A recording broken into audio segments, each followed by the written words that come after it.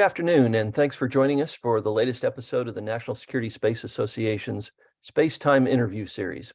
My name is Chris Williams, and I'm honored to serve as chair of the Mormon Center for Space Studies within the association. Today, we're very pleased to provide you with some key highlights of the national security space-related funding included in the National Defense Authorization Act for fiscal year 2023 and the Department of Defense Appropriations Act for FY23. Both of those bills, as you know, were recently signed into law by the president. To help us understand these critical pieces of legislation, we're thrilled to have with us today the very talented National Security Space Budget Analyst, Mr. Mike Tierney. Thanks for your time today, Mike. Mike is the Chief of Legislative Affairs here at NSSA, where he leads our congressional education outreach activities. Mike is well known for his timely and objective analysis of U.S. investments in national security space capabilities. He performs detailed analysis on legislative, regulatory, budget, and acquisition policies affecting the federal market. His work has been featured in Space News, Aviation Week, the Denver Post, Breaking Defense, and other media outlets covering the space industry. Many of our friends on Capitol Hill rely on Mike's thoughtful analyses to help guide their understanding of the intricacies of the military space budget. Quick word about our format. Mike will brief us on some key FY23 National Defense Authorization Act and DoD Appropriations Act outcomes and trends, and discuss what they mean for various programs and mission areas. As with all SpaceTime interviews, we strongly welcome audience participation. If you have a question for Mike, please use the Q&A button at the bottom of your screen. I will do my best to get through as many audience questions as possible. Mike, it's a real privilege to work alongside you at NSSA. You're a consummate professional, and it shows in the quality and rigor of your work. Now, without further ado, I'm very pleased and honored to turn the mic over to Mr. Mike Tierney, who will walk us through a very informative presentation. Mike, the floor is yours. Thank you, Chris. Appreciate that very kind introduction and appreciate you all joining us today for this discussion of the FY23 DoD space budget and closing out that cycle as we look forward to the upcoming 24 release in early March. This event's a follow-up really to the event that we did at the outset of the 23 cycle, where I walked through what the budget request held in store and what some of the key highlights at the request level were. And we will once again do that when the budget comes out in early March here for the 24 request. So we thought now would be a good time to kind of take stock on where 23 ended, what were some of the key highlights, what were some of the key provisions, where are congressional minds focused relative to the DoD space budget. So with that in mind, this first chart kind of sets the table at the macro level for the overall landscape of DoD space investments. We're going to be focused obviously on the far right two columns relative to the outcomes of the 23 cycle, but there's a couple of table setting things here that I think are important to highlight. The first of which is if you just look at the big bottom bar across 21, 22, 23, that is DoD total space inclusive of all services, and you'll just see the rapid growth from 21 through 23 enacted, growing from 17 billion to 28 billion in just a matter of 3 fiscal cycles. We do track the DoD space budget through this lens of Space Force, frankly, and then the other services, where, as you can see here, with the creation of the Space Force back in fiscal 20, the center of gravity for DoD space, as consistent with congressional intent, has become the United States Space Force. And the predominance of the funding for space programs resides in the Space Force budget and has continued to kind of transition from other services over time into the Space Force budget. So you can see, just looking at the Space Force top line there, there was moderate increase from 15 to 18 in 21 to 22, but we're seeing really some substantial increases in the space portfolio inside of the Space Force budget at the request level, going from 18 to 24 in 22 to 23. And then what we have, from Congress in the 23 appropriation cycle is even coming in further on top of that with $1.6 billion on top of an already substantial request from the United States Space Force that really demonstrates Congress's commitment to resourcing the entity that they created, just a few fiscal years prior. So 1.6 billion increase over the requested top line. That's largely, if not 100%, consumed inside of our, landscape here within the United States Space Force. We continue to track, space-related initiatives that have not transferred from the other services into the Space Force. The Army has some ongoing LEO initiatives and small satellite initiatives. The Army continues to have some satellite communications and terminals programs that are not likely, frankly, to transition. So we continue to track those outside of the budget, but even in those areas, those space-related programs and other services really are drawing even at the end of this cycle. And the real bulk of the major muscle movements in the space portfolio are again in the Space Force account. With this additional funding and kind of endorsement by Congress, both on the authorization and appropriations sides of the greater investment and the need, frankly, reflecting the threat environment, there is additional and really significant and substantial oversight provisions in both the NDAA and appropriations bills that effectively, in my mind, say, we're here to support you, Space Force and DoD, but we need you to start showing your work a little more thoroughly. And so that's something that we'll be looking at, as we walk through the individual portfolios, is where is that congressional oversight really focused. The last thing I just want to draw attention to is, as we're looking at this increase, both from 22 to 23, in particular at the request level, you'll see that defense-wide kind of substantially changes with that 2 billion figure here in FY22, decreasing all the way down to 300 million. That reflects the transfer of the Space Development Agency in fiscal year 22 inside of the Space Force budget accounting mechanisms in fiscal 23.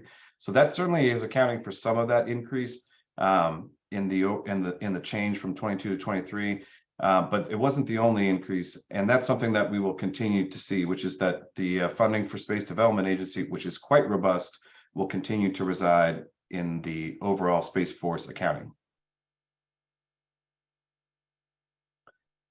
So our next look is really taking a closer look inside of that top band on the previous slide, the row for the United States Space Force, and looking at that through the lens of the mission portfolios that SSC has established, and tracking the 24 to 26 billion through that lens. Now, to be clear, these are not mission portfolios that are directly provided to us in the public domain, but rather kind of a synthesis of our knowledge of what the PEOs have in their portfolio and aligning that to the budget elements in the budget. The blue bands that you see that are colored in blue, those are the mission portfolios that really directly, almost one-to-one, align to the SSC PEO mission portfolios. That's the way that they have organized the focus of their missions is through these PEOs. I'll actually slip to the next slide to show you. Here are the PEOs that you see on the SSC org chart here on the left. Space sensing, comms and PNT, battle management, assured access to space, and space domain awareness and combat power are reflected, and SDA, Space Development Agency, are reflected in these blue bands to show you, really where that alignment is at the portfolio level. The other ones in white don't really kind of have a direct one-to-one alignment as much on that SSC org chart, but they are the remainder, frankly, of the funding outside of those PEOs, and still provide some pretty substantial investments, as you'll see in advanced R&D, organizational investments, and certainly the classified line as well. So as you can see here, looking at it through the lens of the portfolio view, you can really see that the increase, the 1.6 billion increase, and really just the funding for Space Force has been really substantially dispersed throughout the mission portfolios. You see a large increase in the classified portfolio. You see it by a means of percentage in the advanced R&D portfolio, as well as Space Development Agency, assured access to space.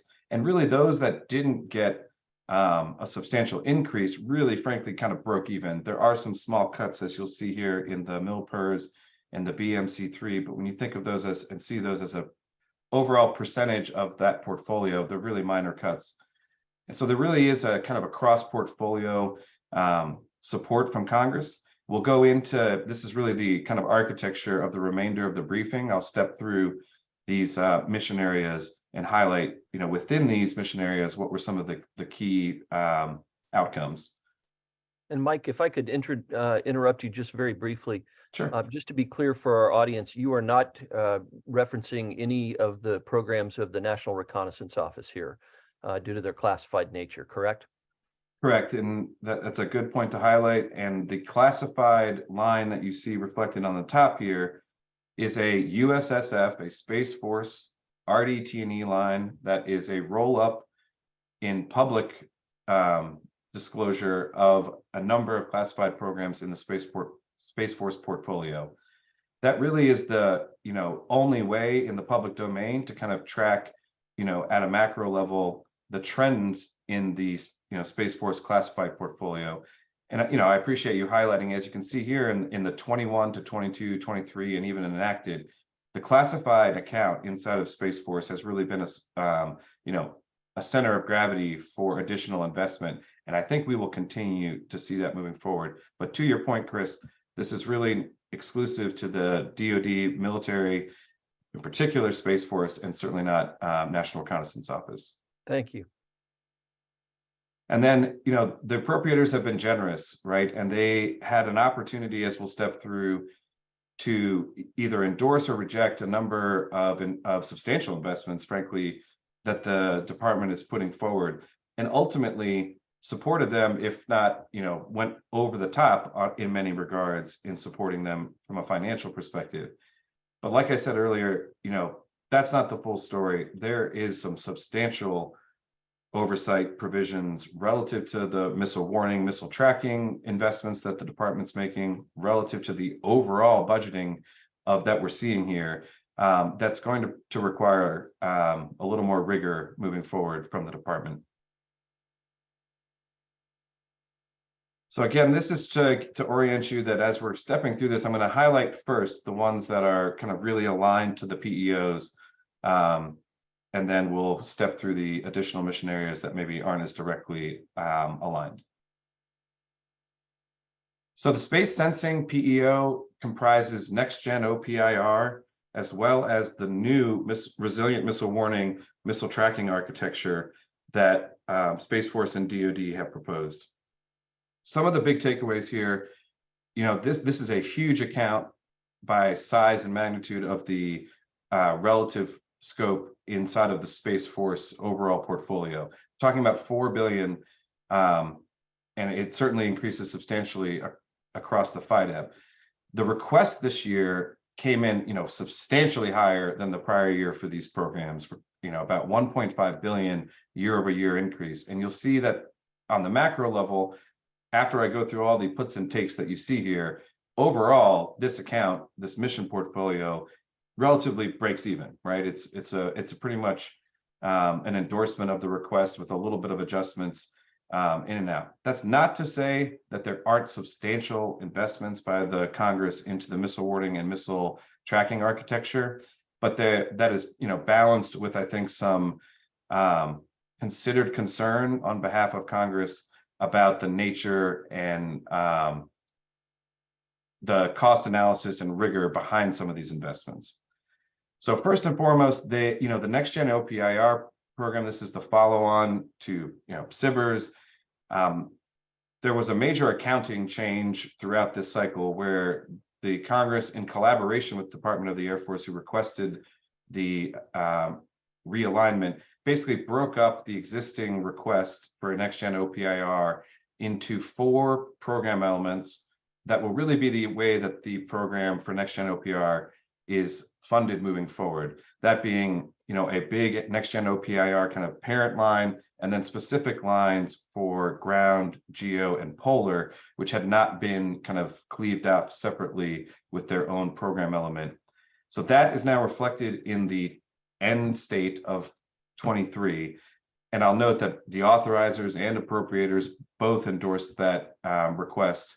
And that's largely an accounting change, but it will also provide additional oversight for Congress into those individual elements of the overall next-gen OPIR architecture. You know, it's not all roses inside of the missile warning, missile tracking request. There are some areas where Congress and the appropriations did cut for requested funds that they felt maybe were early to need or had inadequate justifications. And that's a theme that you'll see throughout. The nature of a lot of the cuts that we saw in this space portfolio from the appropriators were largely in the inadequate justification, excess to need, early to need, not necessarily a outright rejection of the substance behind the request, if that makes sense. So we have a couple of cuts here that in aggregate are about 145 million across the missile warning, missile tracking programs for the MEO ground effort, the SMI and mission data processing. Those are complemented with some additional adds kind of in that same bathwater. The Senate appropriators are really the champions for this onboard resiliency add. I think they're in their original kind of proposed mark. The Senate appropriators proposed 250 million on top of the request for onboard resiliency, and ultimately in the conference they settled on 65 million of an add for that. And then there was another substantial kind of acceleration of the missile warning, missile tracking MEO kind of first wave, phase one, with an additional increase from Congress. That is all complemented by a provision in the appropriations bill that throws a lot of concern over these specific missile warning, missile tracking investments.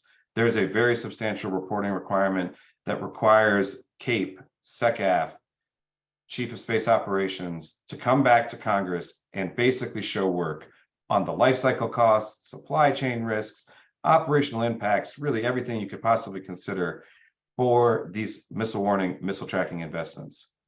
That said, they still funded it largely at the request. And as we go to the next slide, there's a nexus with missile warning, missile tracking now in the Space Development Agency accounts that they have continued to support as well. So overall, definitely still supportive, but this is a critical year, I think, for some of these investments relative to the congressional oversight piece.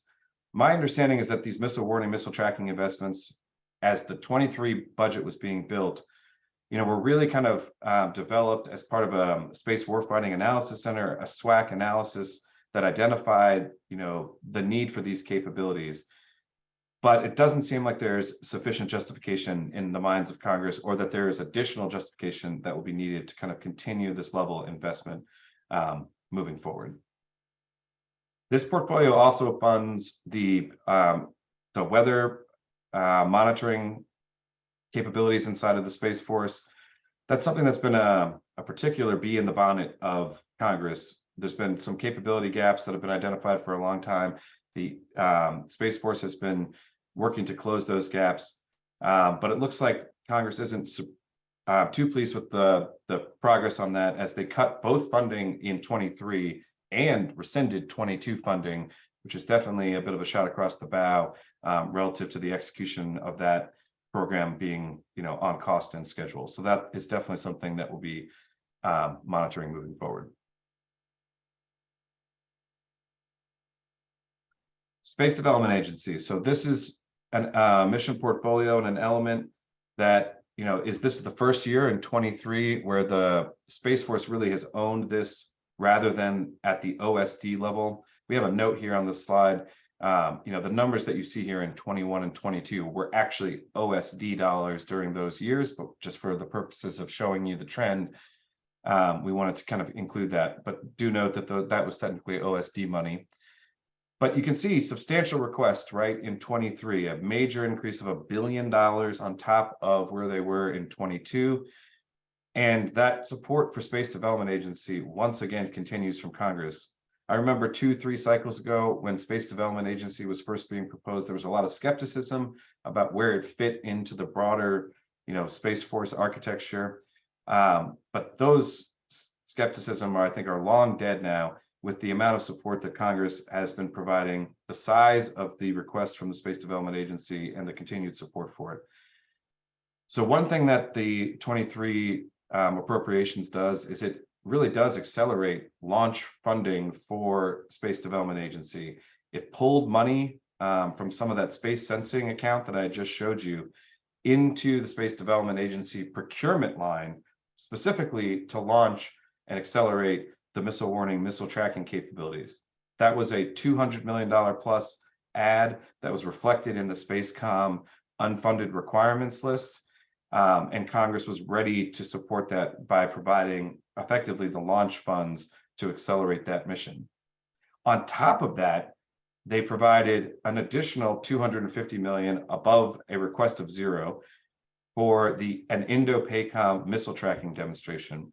This was an initiative that Congress first began with an add of $500 million in fiscal year 22, and once again continues that with an additional $250 million above a zero request in 23. So a total of $750 million kind of additive on top of the request on that initiative alone in the last two fiscal cycles. There are some areas within the Space Development Agency where Congress wants to see a kind of accelerated or increased investment. Experimental test bed, laser comm downlink systems from LEO. Also got some, minor adds within the account. There was some, programmatic reductions relative to the follow-on tranches for Space Development Agency. I think we're mostly all here tracking that, SDA is proliferating its architecture in a series of tranches, tranche 0, then tranche 1, and there was a little bit of a cut forward-looking, saying that some of that money was a little bit early. The authorizers and appropriators did also look at, some of the organization and management issues relative to the Space Development Agency. Again, it's moved inside of the Space Force, but it still is treated a little bit differently in many regards. In one example, SDA, Space Development Agency, is exempt from the Joint Capabilities Integration and Development System, the JCIDS requirement system. And this provision basically requests a re-examination if that's appropriate. And then there was also a provision that emphasized that appropriate senior leadership is needed inside of Space Development Agency, and strongly encouraging DoD and Space Force to allocate specifically 3 SES level positions inside of SDA. And so that's something that Congress will be, I think, looking to in the future requests as well. So Space Development Agency got, a plus up of $500 million, largely to support the missile warning, missile tracking, and launch efforts thereof. The budget for Space Development Agency is expected to continue to grow sizably in next year's request. And so that's another thing that we'll be continuing to monitor, but it does look like from a congressional perspective, there's a continuing amount of substantial support for the agency. Kind of pivoting on the launch theme to assured access to space. This is the mission portfolio that funds the National Security Space Launch Enterprise, formerly EELV, as well as some of the other non-NSSL class launch missions as well. The major takeaway from an NSSL perspective is that largely, again, supportive and additive funding. However, substantial guidance from an oversight perspective about where the NSSL Phase 3 acquisition strategy is headed. Basically, the House Armed Services Committee has taken the primary lead in promulgating a position that encourages the department to have a full, not necessarily full and open, but to have an on-ramp, frankly, for additional providers that may come online within the Phase 3 time horizon, to provide flexibility inside of that contracting and acquisition strategy to allow for those new providers to be onboarded. And that's something that ultimately takes the form in the NDAA this year of really like soft language, in the sense that it's like a sense of Congress that we strongly encourage you to do A, B, and C. And we want you to come tell us that you're doing it, but not necessarily a heavy hand in terms of a mandate or directive, but a very, very, very strong and clear message about where congressional intent is with regard to the future of the NSSL launch enterprise. In addition to kind of the NSSL enterprise, Congress has continued to support tactically responsive launch inside of this mission portfolio. This is now the third year, I believe, in a row where Congress has provided an add to tactically responsive launch. There has been no funding in the organic request from the Department or Space Force for this, but Congress provided again in fiscal 23 $50 million, as well as really strong language directing the department to put this in their budget and start budgeting for this capability across the FYDP. That was actually, in both the authorization and appropriations bill, strong language. So that's another thing that we'll be looking to see in the 24 request, is if that has finally found its way into the request rather than needing to be added each year by Congress.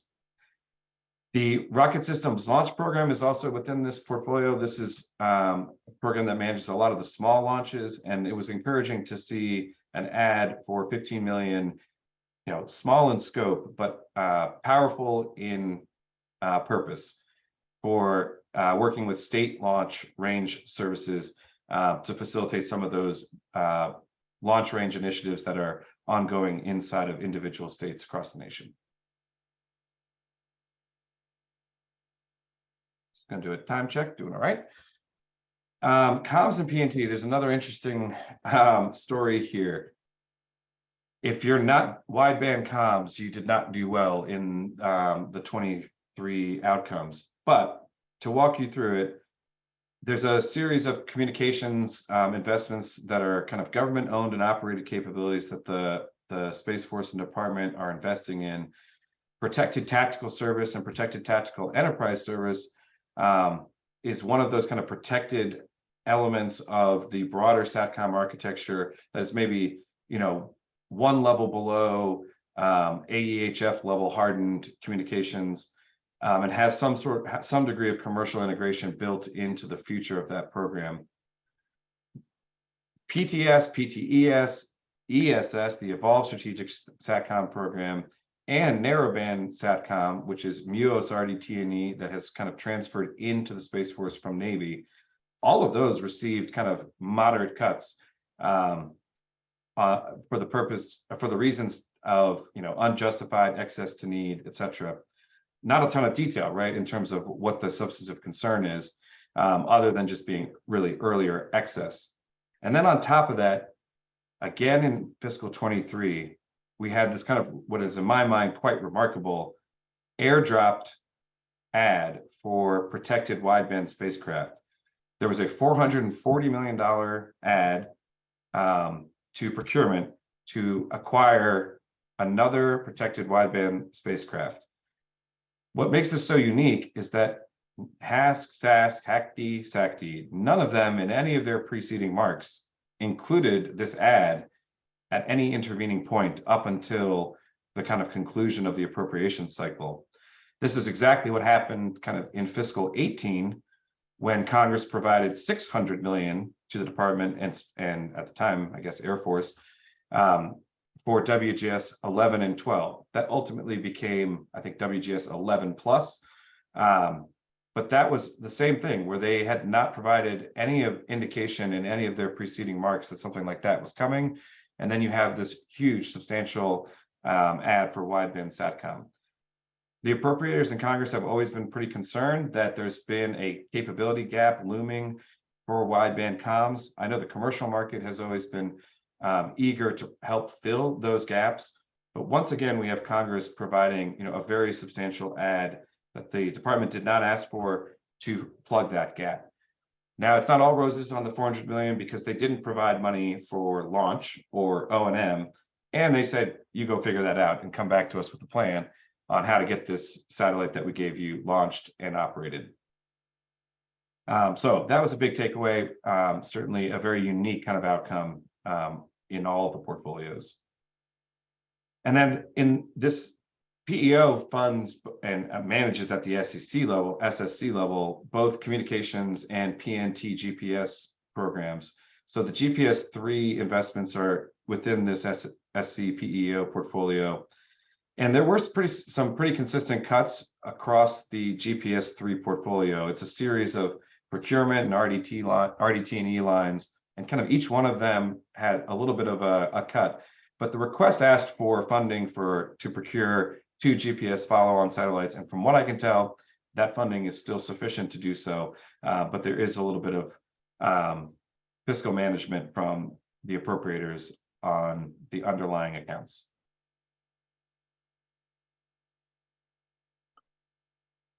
Battle Management Command Control funds things like the Air Force Satellite Control Network of gateways to communicate and command and control the satellites, as well as kind of the future vision to a certain extent of that ecosystem of enterprise ground services. This is one of the few portfolios, as we saw, that had any kind of cut. It was a very minor cut, not a lot of prejudice in the cut. And EGS is one of those investments that it will grow over time, presumably as the department looks to roll that out. That's an effort to kind of get a unified command system across different satellite platforms and mission systems to kind of streamline, whether it's Space Force Guardian training to operate those systems, but to have a more consistent and streamlined singular approach rather than diffused and individualized and developed to support individual programs and platforms. It's an ongoing large initiative that will continue to be invested in across the FYDP, and it was fully funded in the 23 appropriations.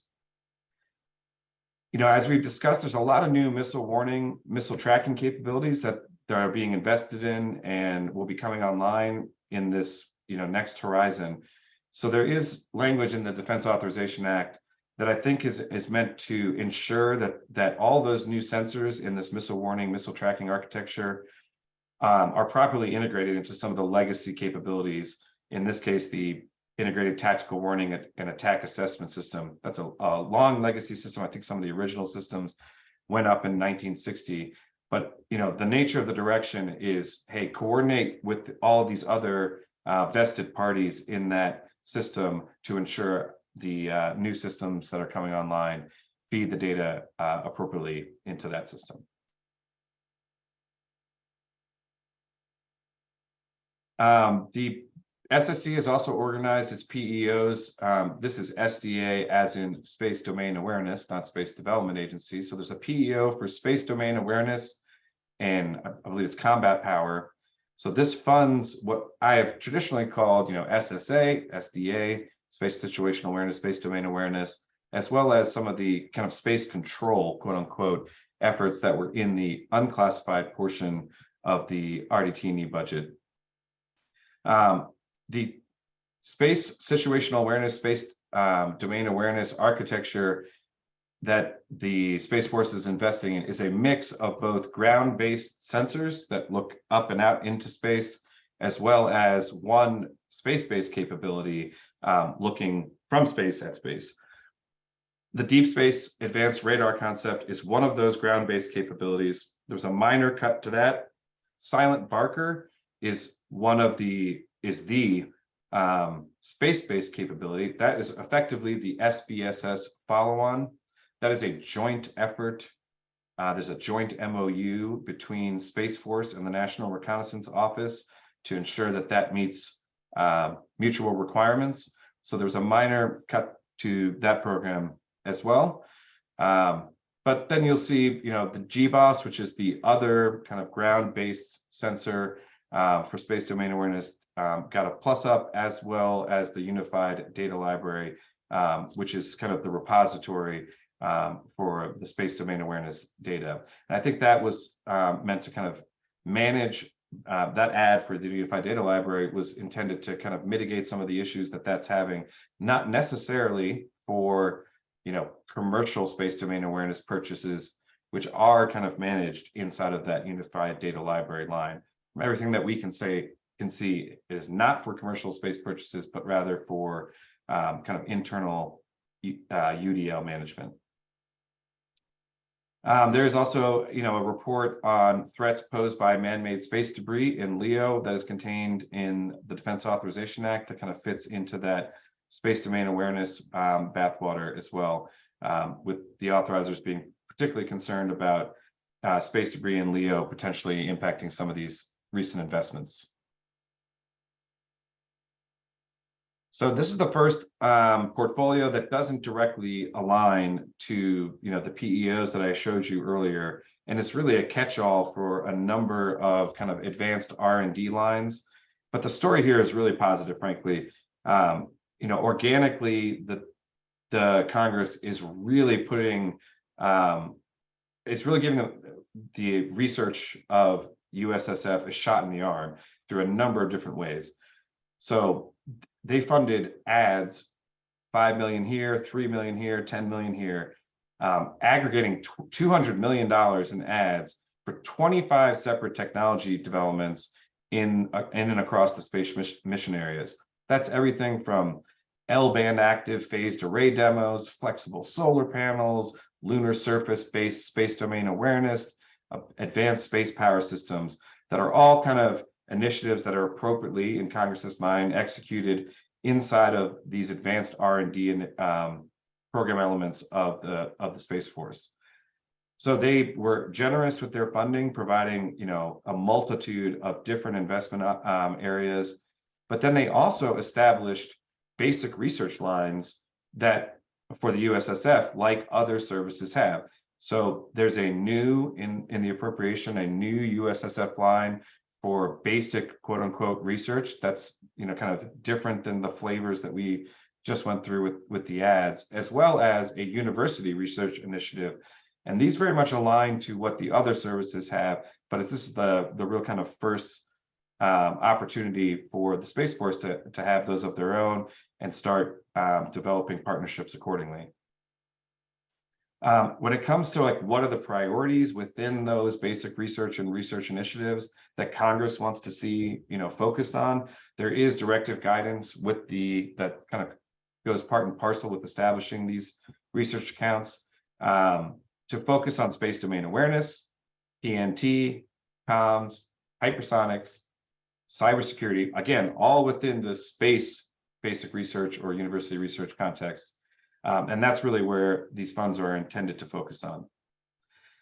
Lastly, and I thought this was an interesting note, that there's a pretty directive guidance that raises consideration that the capabilities and funds executed out of Air Force Research Lab Space Vehicles Directorate are quote unquote more appropriately budgeted in the USSF RDT account to enhance alignment.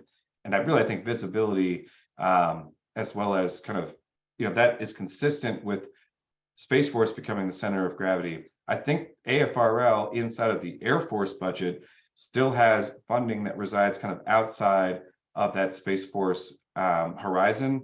And Congress is starting to suggest that even things like AFRL Space Vehicles Directed, from a budgeting standpoint and a oversight and management of the budget, they would like to see those kind of move into the USSF RDT account more explicitly moving forward.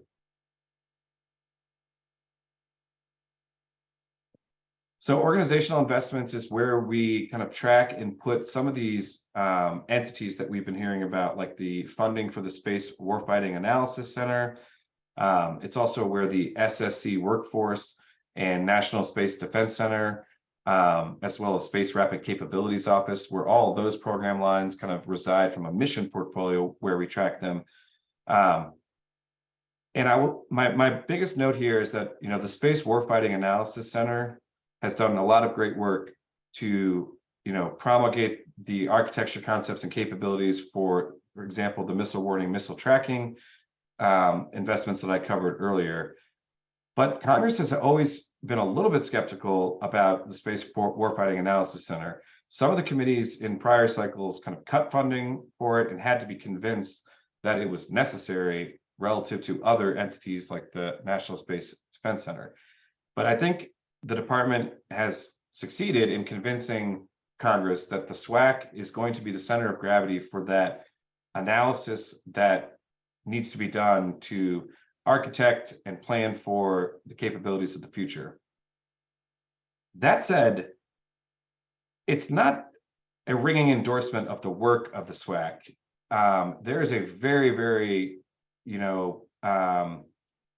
condemning provision in the appropriations bill that basically says we're not seeing the rigor that is needed to account for what it is that you're saying that you're going to do, because the Congress is looking at the department's FYDP, right, the future year budget, and seeing that it doesn't match the investments that they are proposing, right? The Congress sees flat and declining budgets over the horizon, which is inconsistent with what is logically needed and what they're expecting to fund these architectures that the SWAC is promulgating. So there is a series of reporting requirements where it's basically come in and show your work, where they are requiring a briefing on the projected cost, affordability, and executability of the full portfolio of programs and activities funded in the Space Force accounts. This is substantial in scope, and in terms of it covers basically the entire Space Force accounts. And it really is kind of a little bit of a shot across the bow about how they are performing their analysis and their budgeting for the capabilities that they are asking Congress to fund. Lastly, the authorizers were originally the center of gravity for the creation of the Space Force. So it's natural that they will continue to monitor and provide oversight over the way that that's being implemented. And I was a little surprised to see, the NDA includes a pretty comprehensive, like across the board requirement that Space Force come in and brief Congress on what their comprehensive strategy is. That means from organize, train, and equip objectives to what is your funding, what is your actual physical infrastructure plan, what is your satellite architecture plan, are you going to establish direct reporting units, are you going to establish field operating agencies? So a series of really kind of intimate, to use a term, questions about what it is the Space Force is looking to do. So that, combined with the appropriations language about show us how you're budgeting for everything and where you're coming up with those, again, when juxtaposed with the amount of investment that they're giving, right? Congress is certainly being supportive across the board. They're providing additional funding. But I think it's important to note that their patience seems to be running thin to a certain extent with the management of the overall Space Force portfolio from a budget and accounting and organization and management standpoint. Some interesting developments on the military personnel side. I mean, this is the first year where the Space Force has its own military personnel account in color of money. They amended the United States Code to provide, just like all the other services have, a total number of active duty commissioned officers it's effectively a cap that is relative to the end strength. A little table in the US Code that says if you have this many end strength, you can have this many non-commissioned officers or commissioned officers. And Space Force kind of got that for its own service now. There are specific allocations of commissioned officers against projected end strengths in the horizon. There's also additional flexibility granted to Sec Air Force relative to the end strength. There's a little bit of flexibility from Congress to go, basically 5% to 10% off of the recommended end strength without necessarily having to come back to Congress for permission. There's also some oversight of some of the current staffing initiatives and ongoing manpower initiatives. For example, the cyber squadrons of the Space Force.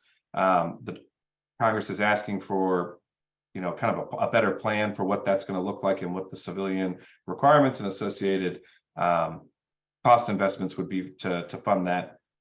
And then I do want to note, because I know that Mandy Vaughn and NSSA have done a great job on highlighting the importance of the Space Force Guardian cadre and the need to train and educate those folks appropriately, as well as folks in industry and students. And so there was, some highlighting language that relative to those earlier investments, I noted it for basic research and university research initiatives that are novel and new relative to the Space Force this year. They want them to make sure that workforce development is a part of those research initiatives as well.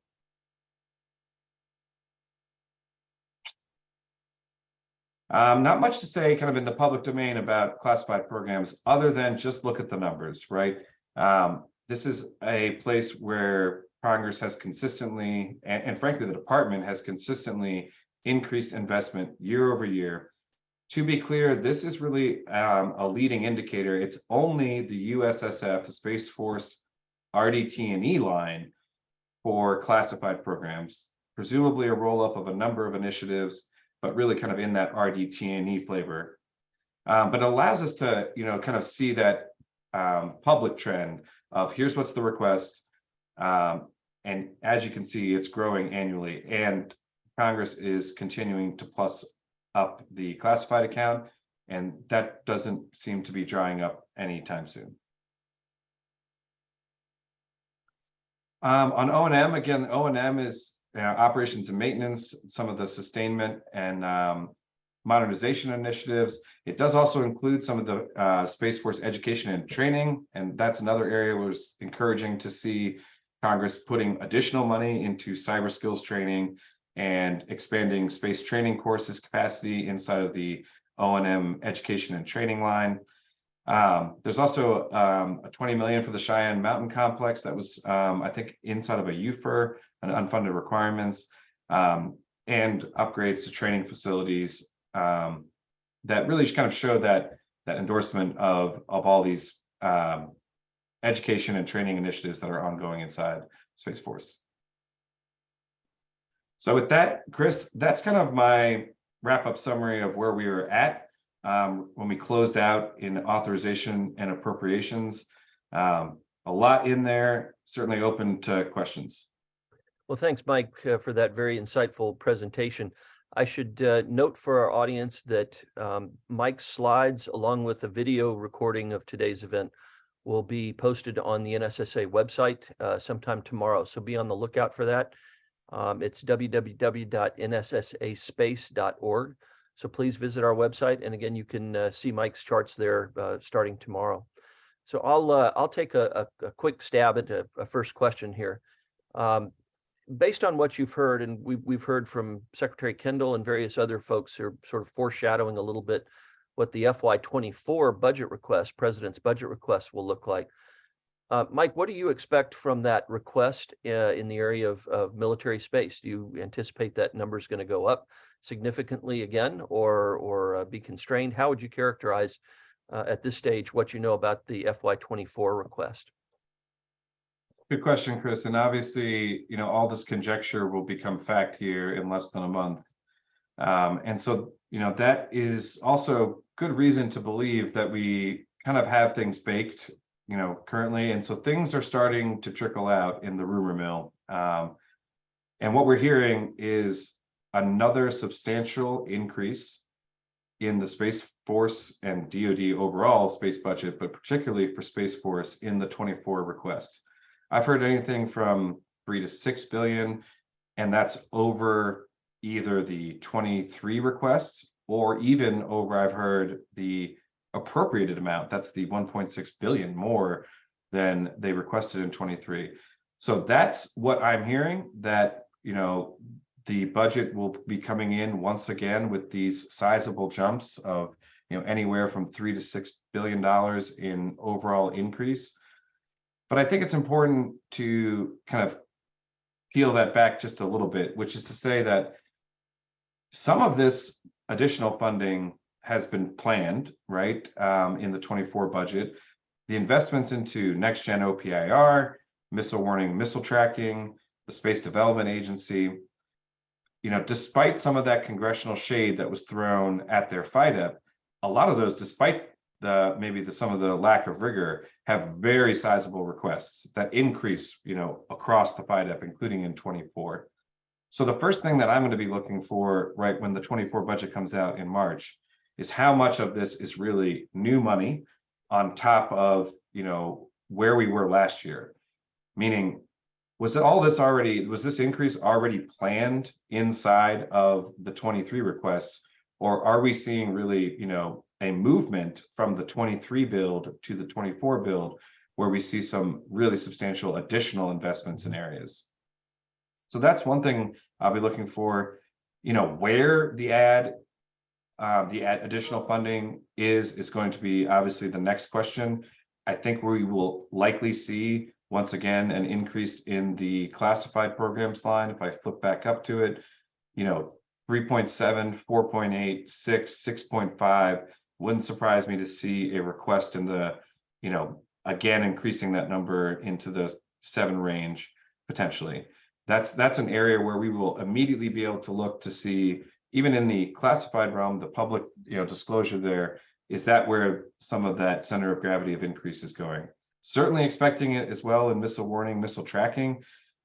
Those are initiatives that are certainly, on the upswing in terms of required investment, as well as in launch. The other thing I want to, note, Chris, is as there's been so little time, as we all know, Congress has always been behind the calendar clock here, and we've got appropriations bills continuously late in the calendar year into the early parts of, the next calendar year.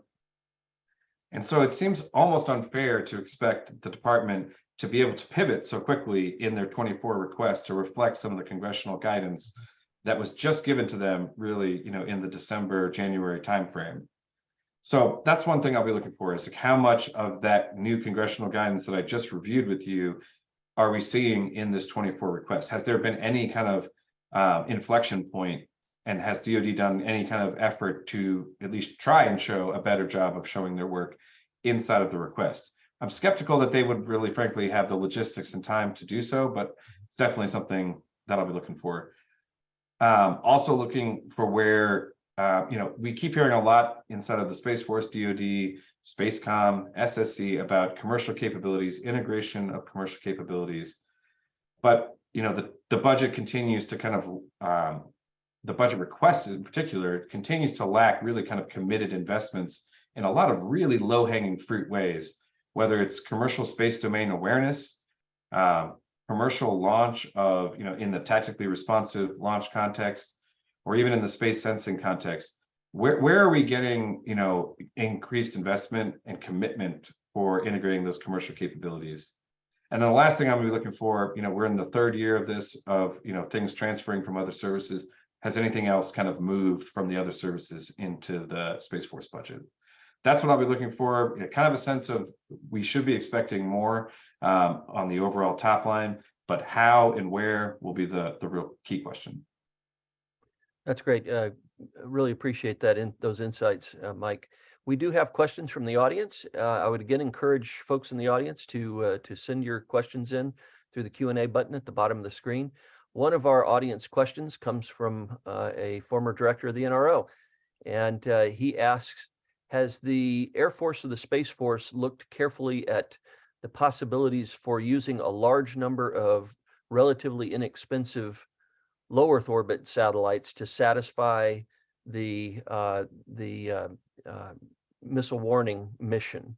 How to what extent, if I could paraphrase the question, to what extent is the department giving serious attention to looking at LEO capabilities for missile warning as opposed to GEO capabilities?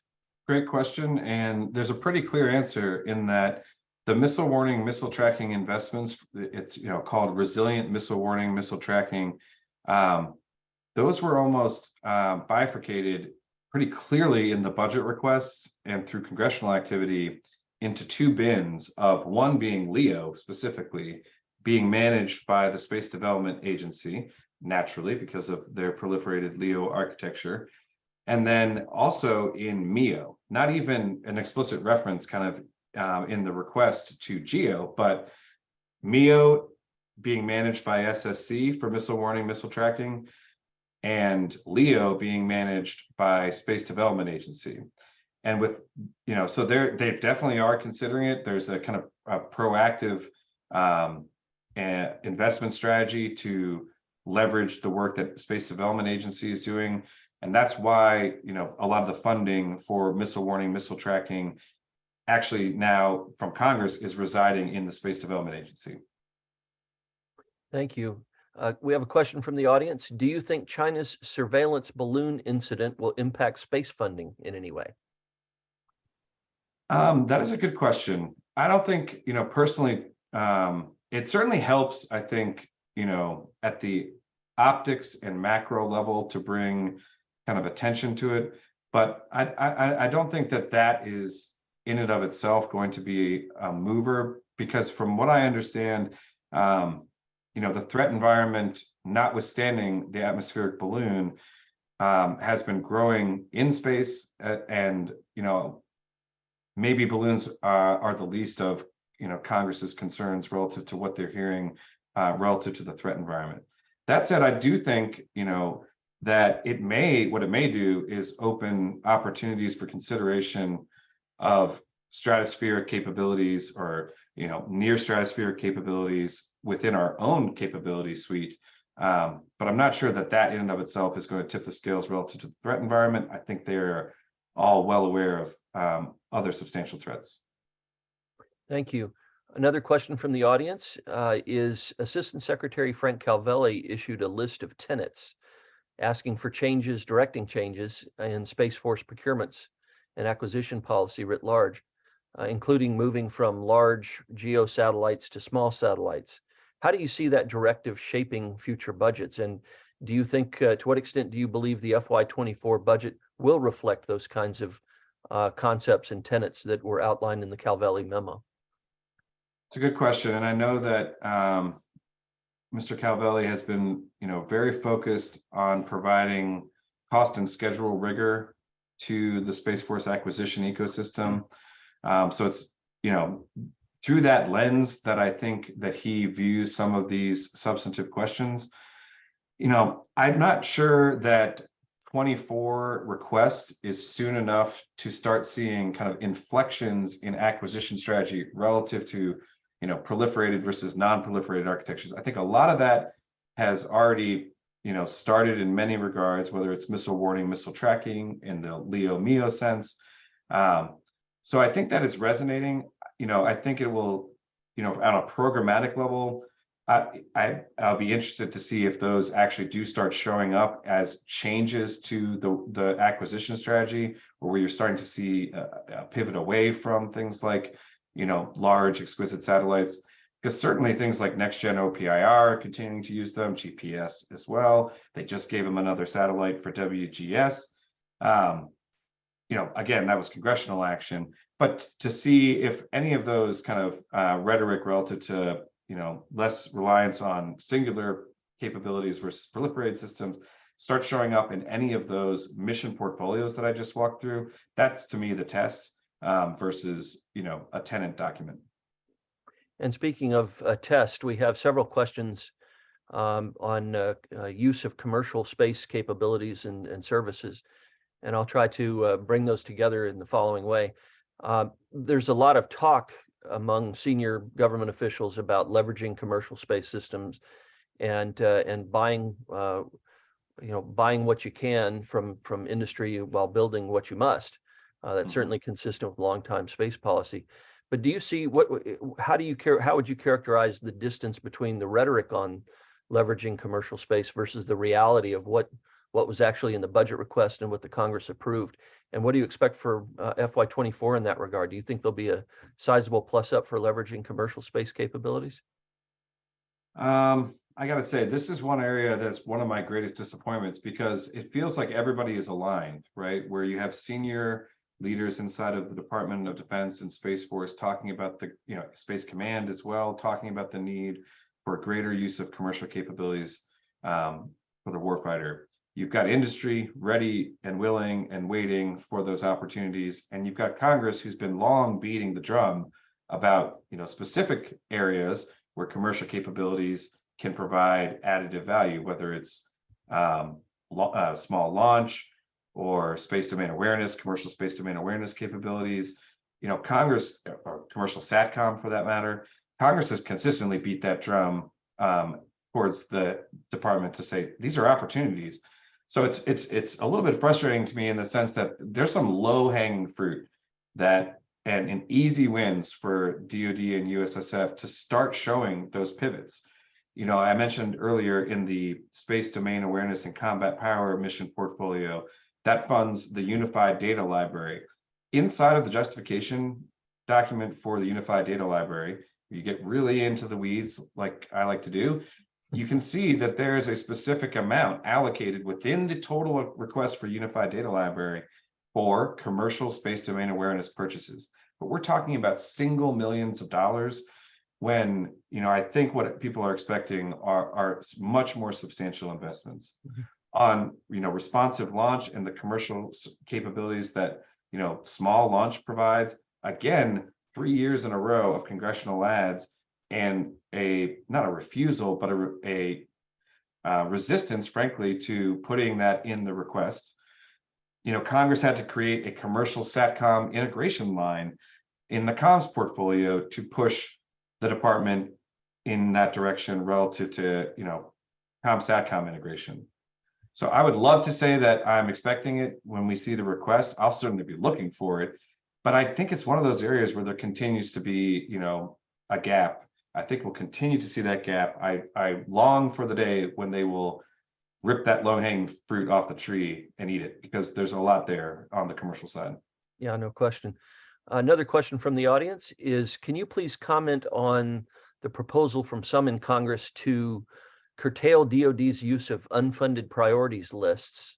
As you may have seen, a number of members of Congress have called for restricting that or eliminating the requirement for the submission of unfunded priorities lists, stating, and this group stated, that the abuse of unfunded priorities undermines the budget process, quote unquote, among other criticisms. What's your take on that? Do you believe that will be implemented or not, and why? I would say good luck with that, because the unfunded, and I take the substantive criticism that they're making relative to the unfunded requirements lists, at face value, which is to say that it's obviously a bit of a budget gimmick to not request things and then put them on a list as these are the top 10 things that we didn't ask for. It does beg the question, why didn't you just ask for them? And obviously they have an answer for that relative to fiscal constraints, other priorities, trades, etc. So I can understand the frustration from folks on the Hill in particular of seeing through that veil of budget gimmickry. But the long and short of it is that each service has one, each combatant command generally produces one, and they become very, very useful tools for congressional offices to provide, support and assistance to some of those communities. So, I mean, it's not a great answer, but I don't see the department getting away from producing them, and I can't see Congress getting away from using them as a means of identifying potentially viable ads. Because it's really just a top 10 list of these are the things that we need most, and Congress is always looking for those things. So there might be a few members that have the right kind of fiscal responsibility mind frame about, if this is really funds that you need, just put it in your budget, and that's true cost accounting. But I don't see that changing anytime soon. I wanted to ask you about any major differences between the approaches taken by the authorizers on the one hand versus the appropriators on the other. How did they line up in general? Were there major disagreements between the authorizers and appropriators? Of course, they try to coordinate their marks and their conference reports before issuing them, and usually do a pretty good job of that. But oftentimes there are disagreements on programs or policies. Where were the major areas of disagreement between the authorizers and the appropriators this year? And just one technical point: if a program is not authorized, can the department still spend the funds that are appropriated for that activity? Good questions. You know, in the first part, the former part, in general, there was a lot of alignment, you know, relative to House authorizers and Senate authorizers and authorizers in general with appropriators. I will say though that you know, when people think of authorizers, they think of it as funny money, right? Where, you know, because it doesn't actually have the force of an appropriation, they would theoretically have much more flexibility to kind of go higher. But the reality of what I saw is across those different mission portfolios that I walked through, the authorizers actually provided less money on 90% of those portfolios than appropriators ultimately did. That's not to say that there was quote unquote disagreement, Chris, right? That's not the right way to characterize that. It was varying degrees of magnitude of support, really, is the other way I would put it.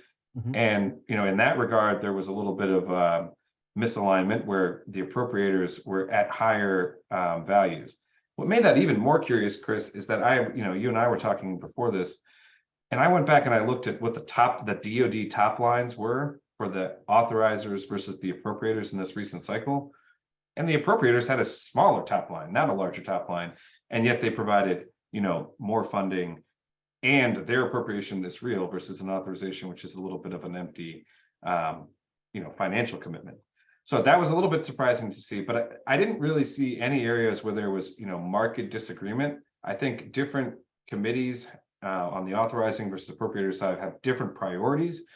The authorizers are certainly much more likely to get into some of like the acquisition policy, the substantive policy, the mission, the warfighter benefits, whereas on the appropriation side, largely, and as you might expect, they are very much focused on accounting, right? Fiscal management, cost projections, and viewing the portfolio through that lens, whereas the authorizers certainly provide, I think, a little bit wider of a landscape for consideration of, you know, policy issues. That's no surprise. So that's my best answer to that, Chris. Well, that's great. I think we are just about out of time. If anyone has a last must propose question, please put it in the Q&A box real quick. I wanted to let our audience know again that to remind our audience that tomorrow we will be publishing the videotape of this interview, as well as Mike's chart. So I know that's a tremendous value to our viewers. They can scour your charts carefully, and I know you get a lot of very positive feedback on your work in this area, Mike. So please be on the lookout for that. And Chris, if I could, please. I would just offer to those that are, you know, still here, you know, reach out to me over email. I can provide, you know, additional detail if this is something that you want to deep dive on, or individual briefing on at your member company level or something along those lines. That's certainly something I'm happy to do as well. Well, thank you. So I think we will call it quits. Thank you all so much. We're out of time today. Mike, really appreciate your thoughtful presentation. And thanks to our audience, great questions that were asked today. Appreciate your deep involvement in our activities. So without further ado, I think we will call it a day. Mike, keep up the great work. Thanks again to our viewers, and we'll see you on the next SpaceTime interview series episode. Thanks again for being with us today, everybody. Have a great day. Thanks, Chris. Appreciate it.